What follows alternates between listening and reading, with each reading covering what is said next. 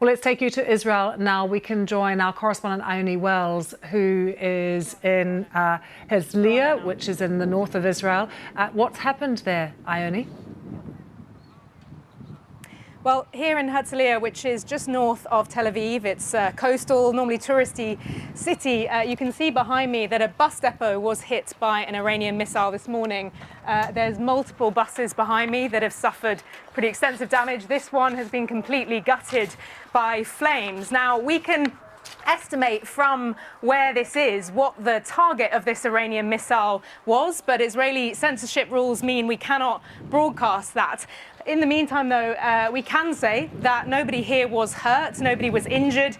It doesn't seem that there were people in the area. I've spoken to people in the wider Herzliya region who say that they reported hearing loud booms. They saw plumes of smoke when this happened. And just here, you can see the site where this missile appeared to have hit. It's about 5 meters deep. This clearly made a significant impact. People reported, as I say, hearing very loud explosions in Herzliya when this went off and seeing smoke even across the other side of the city. So this is one of the main direct hits that has been reported as part of those retaliatory Iranian strikes today. In the meantime, we know that there are more strikes that have been reported in Tehran.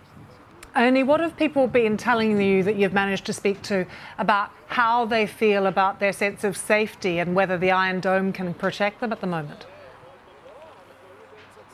Well, there are mixed feelings about this. I think certainly there is a feeling of shock about how many in the last couple of days have got through. Now, still, of course, the overwhelming majority have been intercepted. But some Israelis that I've spoken to have said that they're not used to seeing things get through. And it has felt like this conflict has been a lot closer to home, particularly in areas that I visited like Bat Yam, like Tamra, like here in Herzliya, which have suffered from direct hits. In terms of the response, though, to the Israeli government, and what people think they should be doing in response to some of these direct hits, it does vary. Some I've spoken to remain supportive of the Israeli government and say that they feel even though some of their communities are suffering as a result, the government should continue striking Iran because they see a sort of bigger picture aim of what they describe as kind of striking Iran's nuclear program. However, I've also spoken to some Israelis who say that this isn't representative of all Israelis and they would like the government to stop.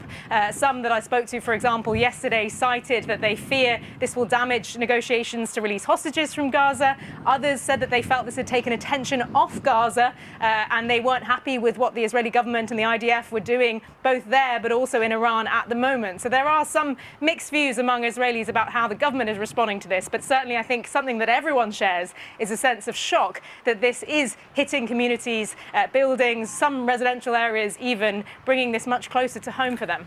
Ione, as we speak to you, we are also getting live pictures from just south of Tel Aviv, which we're going to share with our viewers as well.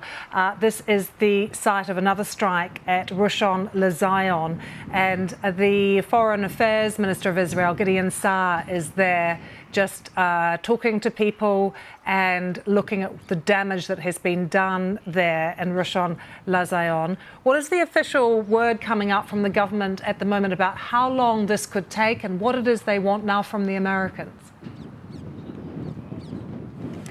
Well, that is a question that many are asking. What is the sort of long-term strategy? What's the end game here for Israel? And at the moment, we don't necessarily know. The rhetoric coming out of Israeli ministers has certainly been clear that they want to carry on until they feel they have completely sort of eliminated Iran's nuclear program. They've also, though, hinted that they are increasingly targeting, of course, top military targets, including personnel, but also infrastructure, but also targets associated with the regime, whether that be media, whether that be people close to the leadership in Iran. So that is something which we know we are increasingly hearing from members of the government about what this endgame might look like. But it is unclear, as you say, what the endgame will be. At what point would they consider their sort of offensive on Iran at the moment a success? And, as you say, what involvement would they want from the US at the moment, particularly from President Donald Trump?